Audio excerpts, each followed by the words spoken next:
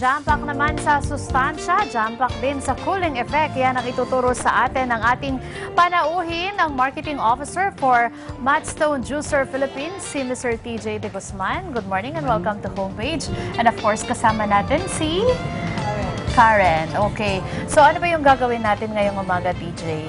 So gagawa tayo ngayon ng apple, cucumber, singkamas juice. So, this is a combination ng veggies at saka fruits. Okay, using the Matstone juicer. Ano na yung mga ingredients na kailangan natin? So, para sa juice, ang kailangan natin is cucumber, apple, and singkamas. So, kahit na nandyan yung mga balat nila, of course, the singkamas, medyo matigas yung balat nun eh. Okay lang? Okay lang kasi nasi-separate naman yung sapal sa kanya.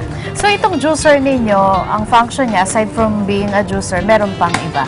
Sabi nga, Matstone is more than just a juicer.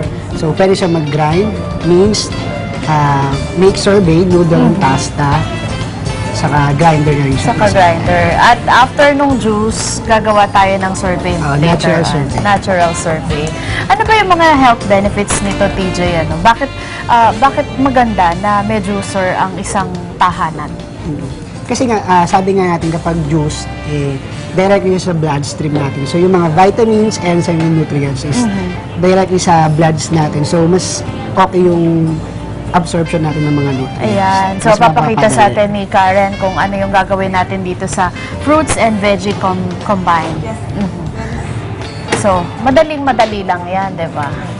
So, i-on lang natin yung machine and then ilagay na natin yung mga ingredients sa loob. So, very timely ito dahil nga summer season na, diba? Pero, mabilis lang ba? Halimbawa, 3 glasses of juice na gagawin natin. Gaano karami yung ingredients na dapat ilagay natin? So, siguro okay na yung mga 1 cucumber, 2 pairs apple, saka 2 pairs of singkamas. 2 pairs of singkamas. So, at nahihiwalay yung parang pulp. So, ganun ang kagandahan ng juicer. Unlike na magpapakahirap ka pa magpiga-piga, tapos hindi mo pa makukuha lahat ng juice nung ano. Saka mas ma-maximize mo yung pag-eat ng mga vegetables and fruits. Kasi instead of eating 2 kilos of carrots, 2 kilos of cucumber, why not to juice na lang para mas sa juice. Pero, syempre, may mga suggested parang drinks din kayo, ano? Para kasi mahirap naman mag-experiment ka. At least kayo, nasubukan nyo na kung anong lasa ng mga combination. So, aside from dito sa juice na ginagawa natin, ano pa yung isang gagawin natin? So, gagawa tayo ngayon ng natural ice cream or natural sorbet. So, yun yung pinaka-ingredients natin is mango and saba with coconut milk. With coconut milk. So, ang kailangan dyan ay frozen, yung fruits na gagamitin. Okay. So, yan. Aside from dyan sa ginagawa ni Karen na juice, talagang isa-isa yung paglalagay ng ingredients. At dapat ay ipupush mo siya. So, nakikita natin, ito yung pinaka-pulp o yung sapal. So, mabango ang amoy ng cucumber. At maganda ang cucumber para doon sa mga matataas ang sugar. Maganda din siya para sa kutis natin. Dahil, water, di ba? Itong cucumber. At yung apple naman, meron din naman siyang, mga health benefits. And of course, dahil summer, usong-uso ang singkamas. So, samantalahin ang singkamas habang uso siya ngayon. Okay. So, aside from the juice, dito tayo sa sorbet ngayon. Yung sorbet, usually mga fresh fruits ang ginagamit din dyan, Opo. Lahat tayo natural kasi mas okay yung natural and raw para sa health natin. Ayan, ang ganda ng color, combination ng green, ayan, ito. Yung cucumber, apple, and ano bang English ng singkamas? Turnip. Ayan. Tikman natin. Tama siya sa summer kasi kulang yung refreshing yung mga cucumber nila. Oo, masarap nga. Very refreshing. Ramdam na mare-refresh ka. At saka, yung scent ng cucumber, nandun siya, mabango. Okay. So, ganun din ang gagawin. Ano naman ang process na pagdadaanan sa sorbet? So, yung ganun din siya, ilalagay lang din yung mga ingredients dun sa pinaka-machine. And then, lalabas na siya dito mismo sa ano natin.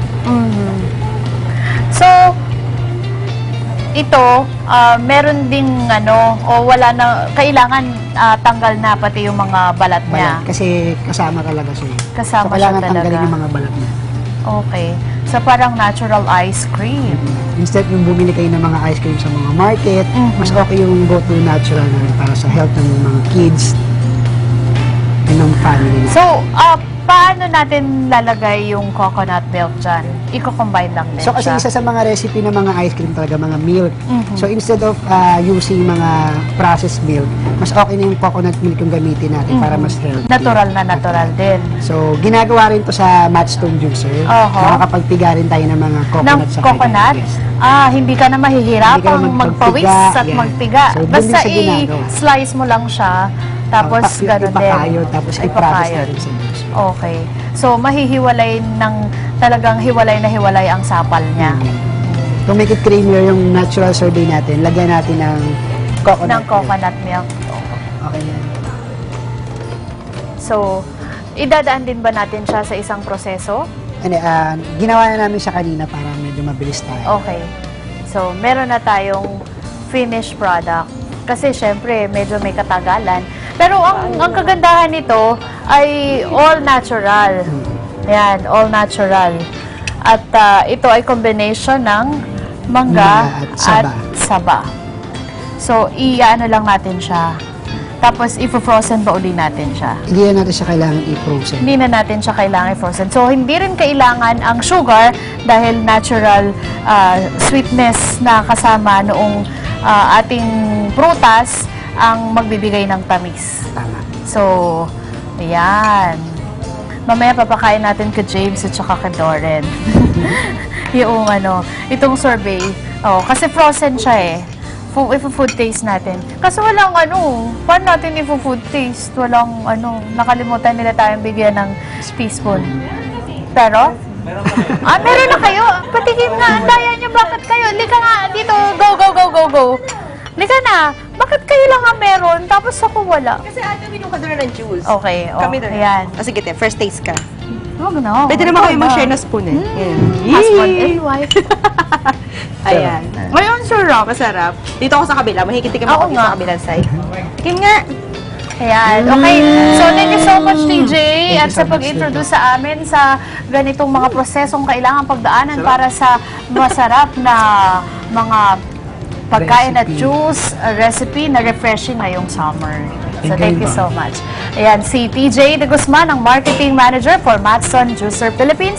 Samahan kami muli bukas sa Jam Pack na kabusugan dito lang sa Shibugat Home. Magbabalik pa ang homepage. Sa homepage at homepage.